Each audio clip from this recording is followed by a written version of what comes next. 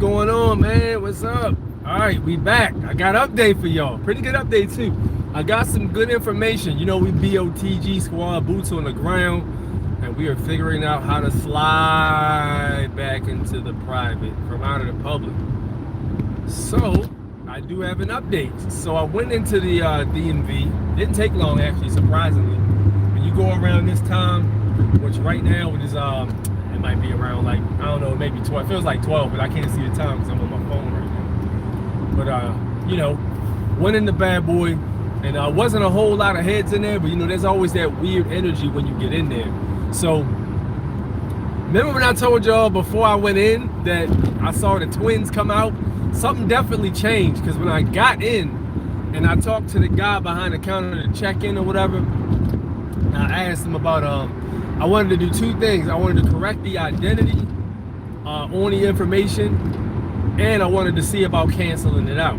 So if they couldn't cancel it right then and there, and I had to take the you know, take mofos to court, then I was gonna do that. But in the meantime, I was just gonna correct the information. So I said I'm here to correct some information that was on the driver's license itself. And on top of that, I need to see about canceling out the driver's license profile. So the guy was like, I've never heard of somebody canceling the driver's license before. So he says, he asked his next door son or whatever, like, yo, is there a form for canceling out the driver's license? And she was like, I never heard of that. Nobody, you know what I mean, heard of it, because it's unusual. Which is, that lets you know you're walking the right path if it's unusual to the U.S. citizens who walk around in the clouds. So I go ahead and say, I just want to cancel it out because I'm moving out of the country, you know, which may or may not be true. I might at some point want to move out the country. That's, you know what I mean? So basically, he's like, oh, okay, yeah, well, here you go. Just take this ticket right here, and then, you know, I'm gonna go ahead and put you in the system, and then when they call the number up, you come up to the kiosk. I go sit down for less. I wasn't even sitting down for a minute, and they call me up. Go up to the kiosk. And the dude is like probably, he looked like he was about 25. He had like a long hair. He looked like Thor. So he was like, yeah, what can I do for you? I said, yeah, I just wanted to see about first thing I want to do is correct my information. So I need to change the race to American Indian. So I did that. So he was like, all right, no problem. So he goes, do you have the license number or whatever? So I give him the license number or whatever that was on the record. So he goes ahead. He's clicking buttons and stuff like that. Then he stops and he looks like this, and then he looks back, and then two people come up behind him. I guess they were manager. I don't know what the hell was going on, but it was two older dudes, right? And they had on like different shirts. One had a black shirt and one had a green shirt. And this dude didn't have a DMV shirt at all, but I don't think you're required to have a DMV shirt to work there. You just come in your regular clothes. So they go stand behind him, and then they start talking to him about, I guess it was somebody else, and they're like, yeah, he needs a commercial CDL, something. It was weird. So then the other dude just standing there looking at him. So he turns around and he looks at him and says, you mean such and such, the name or whatever? And then he says, yeah. And then they walk over, and while they're walking over, there's another clerk that looks at me like this from over top of her key. She like looked at me like he must have pressed a button or something in that computer. I don't know what he did, but he must have pressed some button in that computer or something. Or maybe it was the back and forth I had with the DMV a while back. Last year, if y'all remember, I was going back and forth with them, and I had to put affidavits in on their ass. And they basically was trying to deny, you know what I mean, any responsibility, such and such. It was acting like I didn't know what the hell I was talking about. So it must have been some kind of hit they put on the profile, where if this number gets brought up, you need to contact the management needs to be contacted immediately. It must have been on all kiosks too, or all surrounding kiosks, because the other lady looked at me like so I'm like, okay, this is getting interesting. So dude comes back and sits down, and like after the meeting they had was about a 5-minute meeting, so they didn't look over at me one time, and it felt like it was one of them, don't look over your shoulder. That's the guy right there. We were told special instructions, such and such, do this.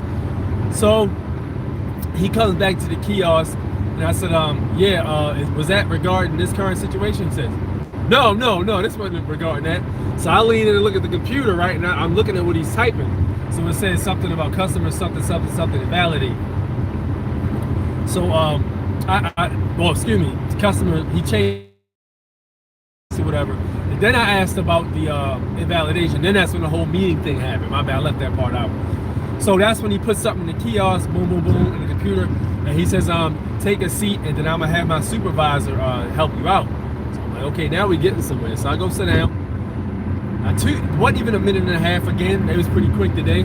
I go over to the to sit down, and then they call a number up. So I go up to the number, and so it's an older lady this time. Like she was European, and she's like, "What can I do for you?" So I said, "Yeah. I had a question about invalidating the license. I'm actually planning probably to move out of the country." So she's like, "Why do you want to validate?" I was like, "I'm gonna be moving out the country more than likely." So she says, "Okay, what is the nut?" First she asked for the Social Security. I said, "I don't have a Social Security number," which I don't. And she was like, "Okay, well, do you have the driver's license number?" I said, "Yeah, I have it right here." Which you don't have a Social Security number. That Social Security number is not yours. That Social Security number is for the all caps straw man. And if you're claiming to have a Social Security number, you're effectively claiming to be the all cap straw man. So she goes ahead and puts the license information in, and then she's looking at it and she says, it looks like this number's been closed out. So I said, okay, well, do you see an address for that particular number? And she says, no, it looks like it's just been invalidated, so it's no longer, it's old. And another thing I need to tell y'all too, this Real ID Act that swept the nation, that most places have already conformed to, the Real ID Act basically makes it, she broke that down too, some good information. She basically said that what happened in when 9/11 happened, Maryland went in to create their own private sector, which is why when y'all get pulled over, y'all still got that driver's license in the system. They able to pull that license up because that's attached to your info, right? So effectively, Maryland, which I can imagine a few other cities or states went to do the same thing. They went and got a privatized sector from the NIC, which is what she was talking about. They got a privatized sector, which basically kept people's information from being hacked. Well, let's be honest. It's not about keeping people out of your information, because that shit happens all the time. You get stopped and they go in your information to fucking violate you and give you a bunch of goddamn tickets. That's effectively what they're doing. That ain't what they're doing. They basically made it so that it's a privatized network so that they can get around all kinds of laws and shit like that about having people's information on file. That's what that thing was all about. So long story short, basically, she says, what I basically see here is the driver's license has been invalidated, so it's no longer no longer in effect. And then she says, your name and date of birth and such, they might be able to find your information like that, but since you turn a license in, there's nothing connected to the DMV, so there's not really any way we could be able to give the information out, which I thought was interesting. So I said, oh, okay, which basically pretty much effectively solidified what I had already thought. So you have to close out that license. You can't leave the license in effect. If you live in one of them cities or states rather, then what the fuck is this guy doing? I tell you, these US citizens crazy, man. It's like they be texting or something like that whole time they be on the road. Like they'll dart over and cut you off to go make an exit. They'll jump off the exit and damn near cause 3. It's crazy, man. So anyway, like I was saying, she basically solidified what I'd already thought. So yeah, so like, look, you gotta cancel that contract, man. You gotta cancel that contract. A good way to do that is to send that driver's license back to the Department of Motor Vehicles. If you don't, if your state doesn't have a way to do that, the only way you can do it is to send the driver's license back. So once you do that, and you send a note to the head of the department, then they should close that bad boy out. So yeah, that's pretty much it. So I basically told her, yeah, okay, well that sounds good. It sounds like you explained everything very, very, very properly. So I told her, yeah, what is your name? She said what her name was. So I said, yeah, I'm gonna be putting a message in do you have an ID number? And she was defensive, like, why do you need an ID number? I said, oh, well, you did a very good job today, and I plan on putting a word in for your superiors to, you know, advocate for you getting a raise or something like that. Her whole demeanor changed, bro. Her whole demeanor changed. She became 30 times more generous and 30 times more helpful off of what I said. Then, check this out. This is the thing when you spread the positivity, right? Then after that, the guy that was next to her who was listening to the convo, he chimed in with some information. And he was like, yeah, basically the reason they put that into play is because of the Patriot Act. And, you know, there was a whole revamp of the entire system has been reworked and it's still being reworked.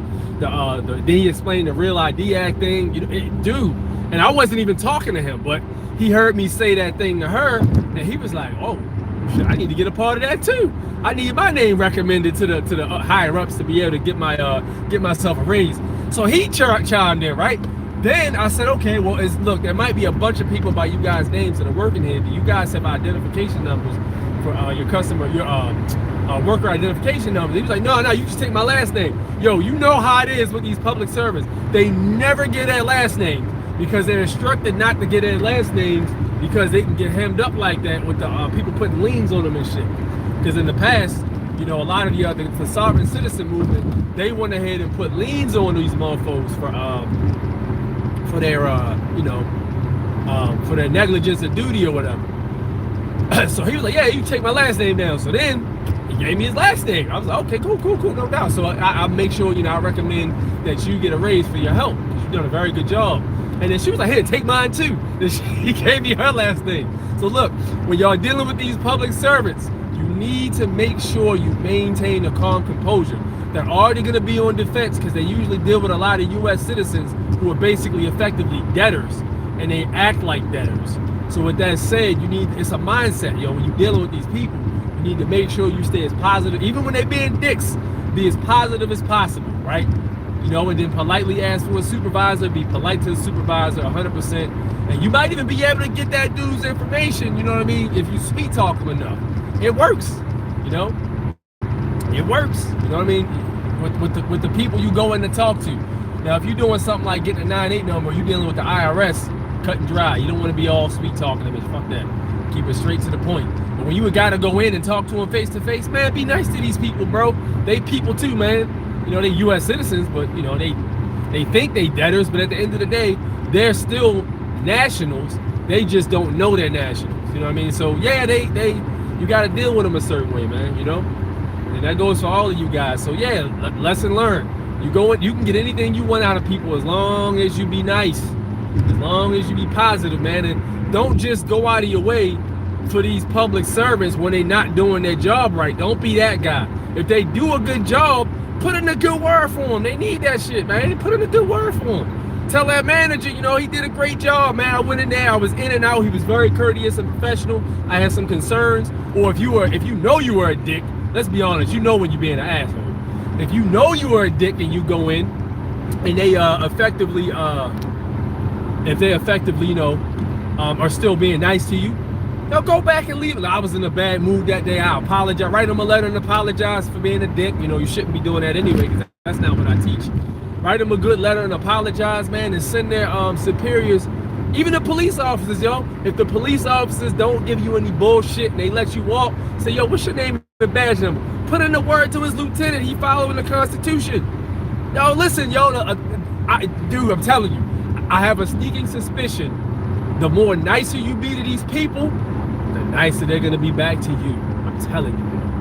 You might even see next time you get pulled over, he might be that police officer, because they make notes. They got a note next to your name, very pleasant. Put in a good word for me, such and such. You know, leave him alone, good guy, whatever. They might even do that for you. You might, and even the positive energy you put out in the atmosphere, dude, you might need that at a later point, you know. So, you know, don't just go out of your way to put the smack down on the assholes who aren't doing their jobs. You know, if you got a public servant that's being a good trustee and he's taking care of the trust and the beneficiaries, which is us, put in a good word for them. You know, they like that shit too, you know what I mean? So just putting that out there for you guys. So yeah, confirmation sealed. If you live in Maryland Republic and you're doing business with the state of Maryland corporation, then yes, you have to send the driver's license back to rescind the contract. You giving that passport, if you get some officer that don't know the law or don't know the Constitution, he's going to search that name and date of birth, and he's going to attach it to the whole stop to a driver's license. And if that shit's suspended or something, you're going to have some problems. So yeah, cancel that contract out if you can. You know what I mean? And let that be the business. So that's what it is, man. So let me answer some questions. I'm going to try to do 2 things at once, stay on the road. Yeah, Cash said that was fast. Yeah, it was, man. It was fast, dude. They were very helpful, man. What can I say? Good trustees. I need to turn in my old ID. Yeah, you better, and don't be having that shit in your wallet, because I told you what could happen if you got it in your wallet. You know, you out here arguing. If you out here arguing with police, they fucking lock your arms up and search your damn pockets and find your wallet and pull your wallet out of there. You got problems. You got big problems. Now you got a case to fight. The record, the rescind the license form is in DL 142. What state is that though? Because different states have different forms. Which state is that? Because I don't think you can take one from one state and use it in another. Because it's a completely different corporation. That's like taking a coupon from Sam's Club and trying to use it at Target. You know what I mean? You gotta yeah. Let me know what that is though. But yeah, you gotta send it back. I would recommend you sending it registered mail, or you can do certified mail in this particular circumstance. You know. Also, I went to the department, not Department of War. I went to the post office earlier. Let me tell you, my trustees did a great job there too. They did a great job there too. They did a real good job. They were very courteous. Everybody in there knows me, because when I come in that bad boy, I don't let them just tell me anything. And the manager can't stand me because she be trying to tell me anything. I don't be having it. And you can see when I'm talking to the manager, you can see the employees kind of like, you know, not smirking, but kind of like enjoying the show while they in the background, not wanting to show biasness, but they like, yeah, somebody put this chick in her place, you know. But you know, what can I say? But yeah, it's not that I'll be like aggressive or nothing like that either. I'm just assertive. I assert my rights. Like, you know, I'm not trying to be a jerk or nothing like that, but you're absolutely wrong. I literally say it like that. Like, I'm not trying to be, you know, a jerk. I'm not trying to give you a hard time, but you know what I mean? I read the law and I read, you know, your policy, and that is completely incorrect. And they don't like it, but they can't get angry because I'm not being, you know what I mean, aggressive.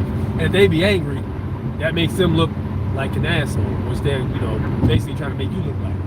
That train is always breaking down. Yo, the trains here in Maryland are horrible. They always break down, yo. These MTA subway stations, man, they always broken down. Every time I've been on a bad boy, it's always had a problem. It'll either break down in the subway tunnel. Any of you guys who use the subway know what I'm talking about, because when y'all are in situations where y'all are doing the, commute to work or whatever, and you guys get in a tunnel or something like that, the train will break down. You can't call the job and tell them you're running late because the train is in a tunnel. Now you got to tell them, you know, I was stuck in it. It don't sound right. You know how that goes, man. But yeah, they need to do something about them tunnels. They were supposed to put a bullet train here. They were supposed to put a bullet train here a little while ago. I think this was probably about 15 years ago. I think Japan gave them a certain amount of funds or something like that. Or I don't know how they did it, but they gave them a certain amount of funds, and they gave them a blueprint and said, there's the blueprint. Y'all got to do the rest. We even give you the funds to jumpstart the program, and y'all can put a bullet train there that'll take you from, you know what I mean, New York. You were supposed to be able to get to New York from Baltimore in about, I think it was, what was it? I think it was 30 minutes, I think. It would take you 30 minutes from Baltimore to New York and vice versa. And you can get from Washington to New York, and I think it was an hour. And yo, those of you who like to go to New York, because I love New York, man. Well, I used to anyway. I don't know about New York now. But yo, yeah, those of you who who love to go to New York and such, New York is a very fun place, or was at one point. I used to love going up to New York, man. But yeah, but now that never materialized. I heard to the grapevine they had to use the bullet train money to pay the family of what's his name that got Freddie. Was it Freddie? It was Freddie Gray, wasn't it? I think it was Freddie Gray. I think it was Freddie Gray that happened. The thing that happened here in Maryland. But yeah, so. Yep, there's that. But you know, dealing with these public officials, you got to make sure you got to be courteous, man. You get more out of people when you're courteous.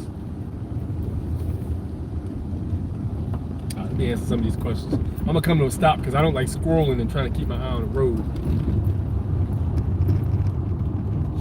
I'm gonna pull over right here. All right, let's see what y'all got to say. What y'all talking about in the comment section. I don't have it. SSA kept it when I updated my status. Oh, okay. Social Security Administration kept it when I updated my. Okay, nice. Give it back. I'm sending it back. Old ID. There you go.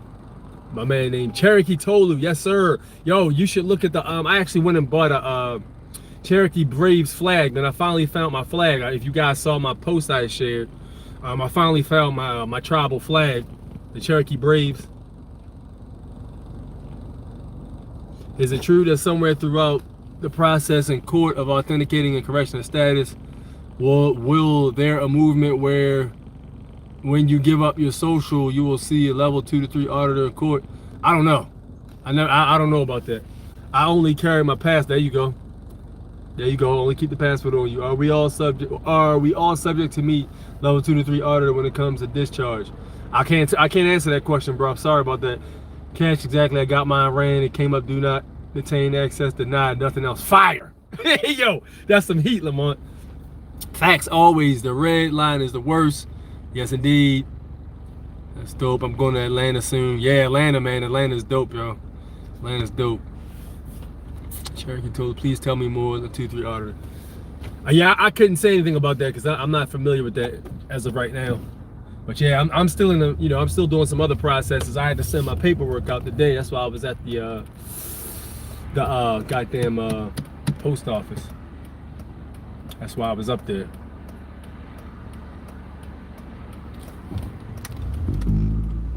All right, yes sir, yes sir, yes sir. But man, I tell you, it's always good to get the info to update you guys on exactly what's going on. That's why I do stuff like this so you guys can be 100% aware of what's happening. 1000% aware of what's going on. Yes, indeed. So yeah, with that said, again, we'll be live Sunday 9 p.m. Eastern Standard Time, the same time as usual. And then Tuesday, I will have I Am Mini live and direct on the show. That will be 8 p.m. Eastern Standard Time. Yo, check in, man. It's gonna be a fire show. This dude is very intelligent. He can even give you some advice about lifting. He does lift. Dude is swole, very swole. But yeah, dude is a dope rapper too, dope MC. So I recommend checking out his stuff. I Am Mini. He's on Instagram. Meanwhile, man, I'm gonna go ahead and get the rest of my stuff done throughout the day I had to do. I'm gonna holler at y'all on the flip side. Peace.